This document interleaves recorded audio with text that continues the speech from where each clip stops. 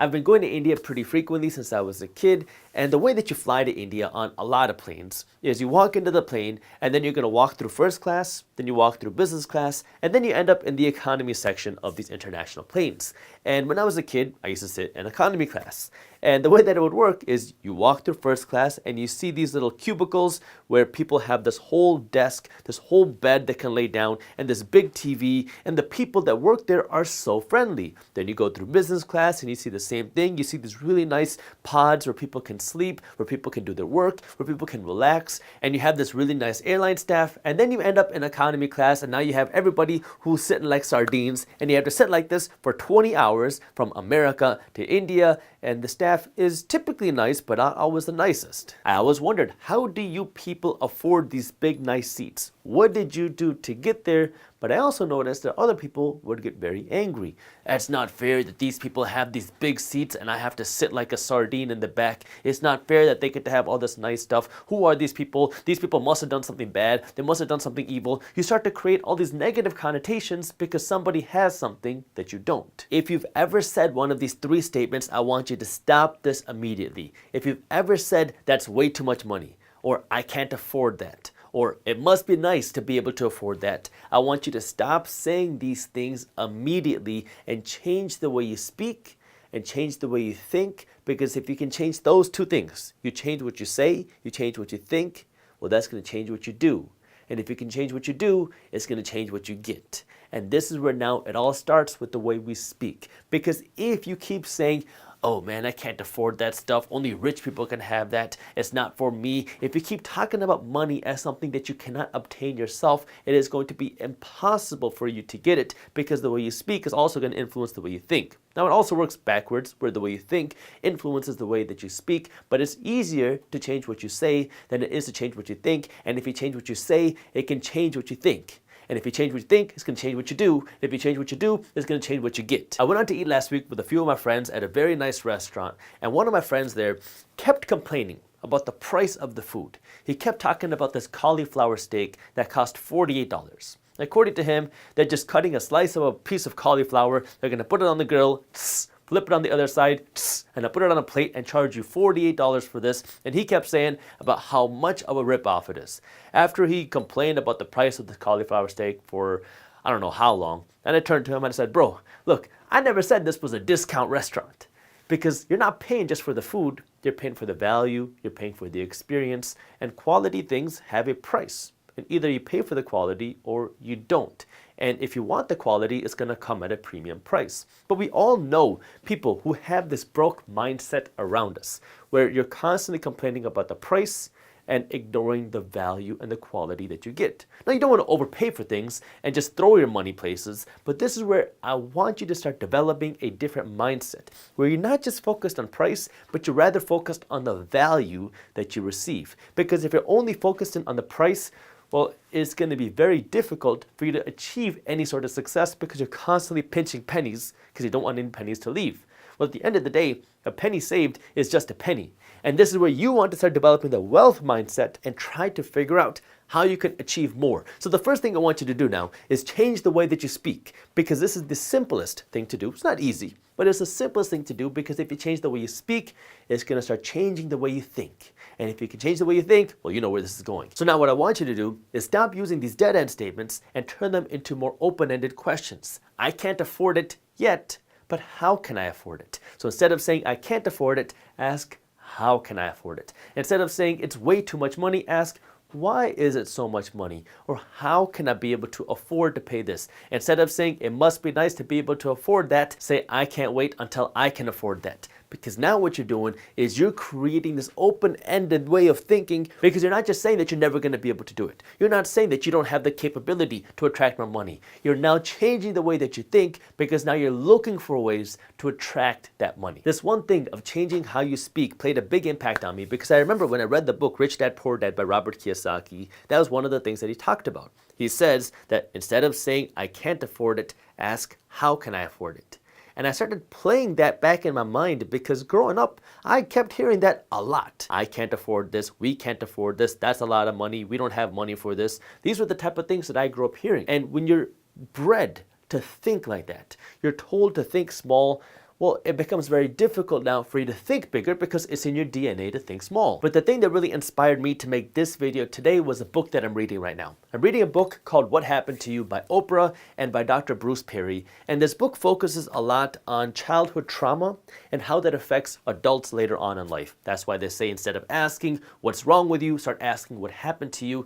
And one of the things that they talk about in the book is the way that you speak to a child and how that affects them later on. And the way that I interpreted it is we create this level of comfort as a kid because as we're developing, as our brains are developing, what we see around us is what becomes our comfort level. If growing up we're always told that we don't have money, that we can't afford things, that things are too expensive, the rich people are evil, that becomes our level of comfort. Almost like a thing in our DNA that this is what is normal.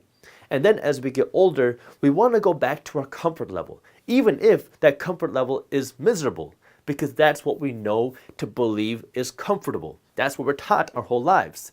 And so now as you get older, if all you've heard is, we can't afford it, I don't have money, I can't have nice things, well now as an adult, you continue to think that way. I can't afford it. I can't have nice things. I can't have this money. That's for rich people, and rich people are evil, and that's not something that I can have. If we're bred to think that way, well, now you're going to start living that same way, and then you're going to pass down that same way of thinking and talking down to your kids. Now, when your kids want to have nice things, what are you going to do? You're going to say the same thing that your parents said to you. We can't afford that. We can't afford to have these nice things. That's for rich people. We don't have that type of money. And now what you're doing is you're creating this generational poverty. You're creating this generational brokenness because your parents taught you one thing. You continue to believe it because that's what you're told to think. And then you continue to spread that and pass it on. And this is where you want to be able to break it. And I know it's hard because it gets into your DNA. It's what's comfortable. We have this comfort that we're looking for, but this is where you have to start getting uncomfortable. You hear that in the entrepreneurship space a lot, that if you want to become successful, you have to stop being so comfortable. You have to get comfortable being uncomfortable. But this is the same thing here. If you want to become successful, especially financially successful, you have to start becoming uncomfortable. And one of the ways that you can do that now is by changing the way that you think and never, ever, ever saying that you can't afford something again. Because as soon as you say that you can't afford it, your brain stops thinking about how you're going to be able to afford it. And this is where now you got to start asking the question of what do you have to do to be able to afford it? What videos you need to watch to learn how to attract more money? What books do you need to read to learn how to earn more money? What classes do you need to take in order to actually create more income? What coaching do you need in order to achieve the level of success that you want? What businesses do you have to do? What is it that you have to do in order to be able to achieve the success that you want in life? And as soon as you start doing that, it's going to start changing the way that you think. It's not immediate. But you have to reprogram your mind to start thinking like what wealthy people do. Because wealthy people don't sit there and say, I only made $1 million. I'll never be able to make 1.5 million. No, as soon as they start to see the success, they're going to say, all right, we made $1 million. How can we make 2 million? How can we make 10 million? How can we make 100 million? How can we make 1 billion? And it becomes more scalable, but you have to start thinking that it's possible for you. In business, there's a saying that goes, you sell the way you buy. And what that means is if you want to sell the high-end stuff, you want to sell the luxury, the quality, the high margin, the expensive things, but then you're living a lifestyle where you're only buying the cheap, low-end, low-cost, low-value, low-service stuff, you're going to struggle trying to get by selling this high-end stuff. Because if you want to be the Rolls Royce of the world, but you're acting like the Toyota, well, you're going to have a tough time trying to get by because now you're selling like a discount car. Now, I know Toyotas are much nicer now, but if you're selling like a Toyota, when you're trying to live like a Rolls Royce, you got to understand there's a difference. And if you want to be able to sell and achieve that Rolls Royce lifestyle, you can't keep living like the Toyota. If you want to live like the Gucci, the Louis Vuitton or whatever, but you're acting like the Walmart, you got to understand that there's a discrepancy. Now, I'm not saying go and blow your money at Gucci and Louis Vuitton. But what I'm saying is you got to understand the difference between price and value and not live your life based off of price, but rather live it off of value. I don't blow my money on a lot of luxury things. To me, the brand name clothes don't matter. I don't shop at Gucci. I don't shop at Louis Vuitton. Those things don't matter to me. But I will spend money on value and quality on the things that are important to me. Things like travel. Those things are important to me, and I will spend way more money on that. I'll also spend way more money on business assets, things like coaching and consulting. I spend a lot on money on business coaching and consulting. I'm talking about hundreds of thousands of dollars a year on things that will provide me value in my business. And you got to understand now if it's something that is providing you value, if it's something that's important to you, or if it's something that can help grow you financially.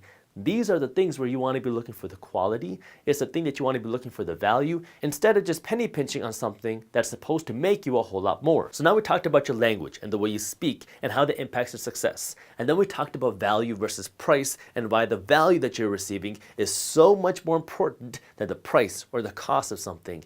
The third thing that I want to talk about is the people that you're around. Now, before I get into this, if you are an entrepreneur or if you are a business owner and you want to see how you can do better in your business and you want to see what's happening in the business economy, well, that's why I created Business Briefs. It's a completely free resource for entrepreneurs and business owners to help you be more up to date on what's happening in the business economy, because we cover things like innovation, we cover business trends, we cover what's happening in the entrepreneur and business world. That way you can spend more of your time and energy working on your business instead of just trying to understand what's happening in the business economy. Business Briefs is completely free, and if you are an entrepreneur or a business owner, I highly recommend you subscribe because there's a ton of value in there. So if you want to join Business Briefs for free, I'll put the link to how you can join down in the description below. If you enjoyed this short clip from my longer videos, here's another clip that I think you'll love. And while you're at it, if you're interested in learning more about how to start generating passive income, our team put together an amazing guide on how to start generating passive income for free. All you got to do is click that button right over there. Thank you for watching, and as always, keep hustling.